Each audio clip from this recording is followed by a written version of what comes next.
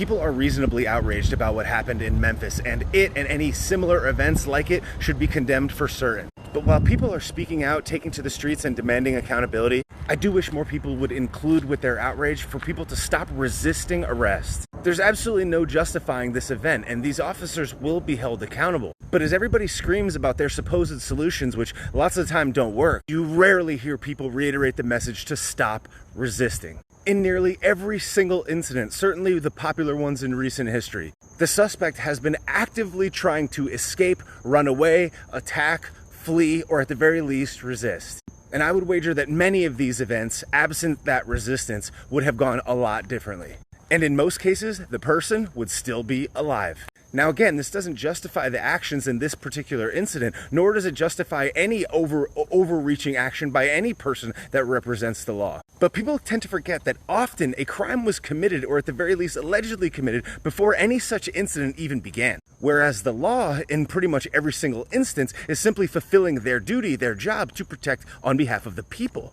These officers are often not paid commensurate to the risk that's entailed in their daily life. And there are countless examples of an instant decision costing them their life. But nobody protests when they get beaten, when they get injured, when they get murdered. Noticeable silence. But the simplest message, a lesson on how to conduct oneself in one of these incidents, would be really helpful to prevent any such future events, or at the very least minimize their effect. I don't care who you are or what you look like. Please follow these very simple steps. When you've been made, been seen, been indicated that you need to stop, stop. Turn the car off, turn the radio off, put down the windows. At night in a car, consider turning on the interior light and making sure that your hands are visible on the steering wheel. Speak clearly and calmly, only when spoken to, only answer questions that are asked of you. Know your rights, but conduct yourself as if the person that's on the other side of that transaction is your brother or family member or friend. There will always be evil in the world. There will always be bad actors. But no matter how unjust you think the behavior of that particular person is in that moment, your compliance, though seemingly maybe unjust to you at that time, could be the difference between losing your life and not. I'm not happy to paint this reality, to share this picture with you, but it's the same way that I'm not happy that you have to lock your front door. There's a lot of darkness out there, but compliance at the very least is one singular element, one singular variable that could reduce the risk of future incidents.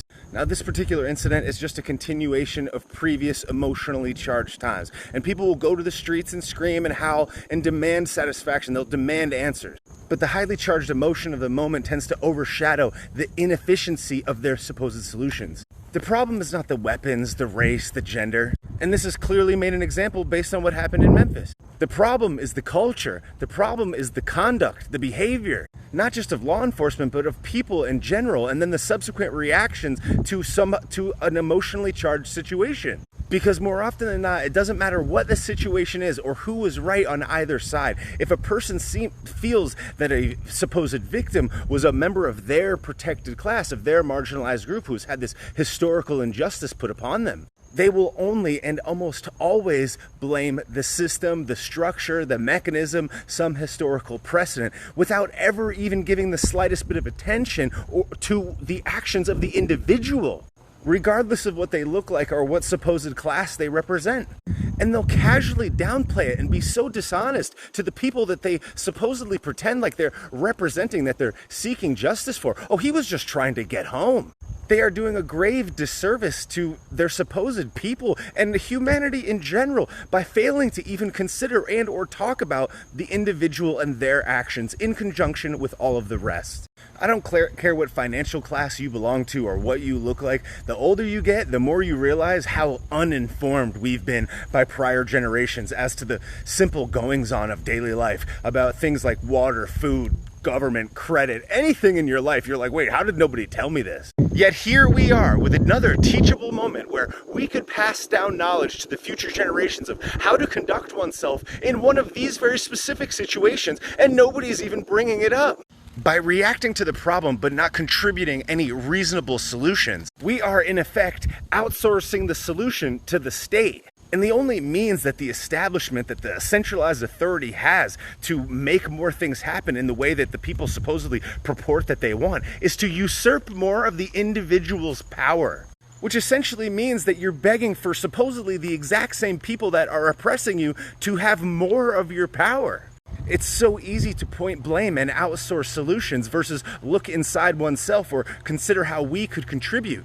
And the simplest way that your everyday person could contribute and could benefit for the future far more than any centralized authority could by stealing your power would be to change the way that these things are framed in the culture, to explain the true nature, to consider personal responsibility on the heels of these highly emotionally charged situations.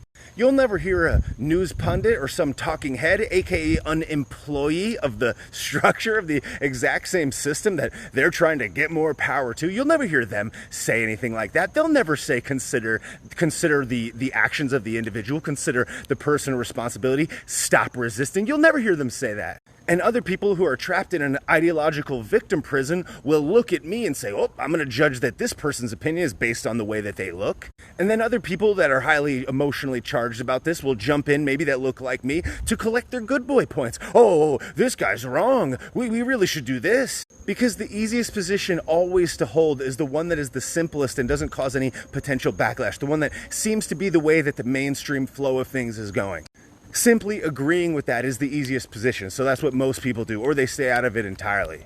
And when you realize that the majority of that thought process is passed down and dictated to them from the oblong box in the corner of their room, or the news articles that they see on their phone, or through their social media accounts that get artificially suppressed and raised in importance based on an algorithm dictated by some other individual that wants to control the way that you think, you realize that most of the people that think that way because somebody who's trying to hold power and steal power from them coerced them to think that way to their benefit, as opposed to what myself and some others are saying, which is a benefit to society as a whole.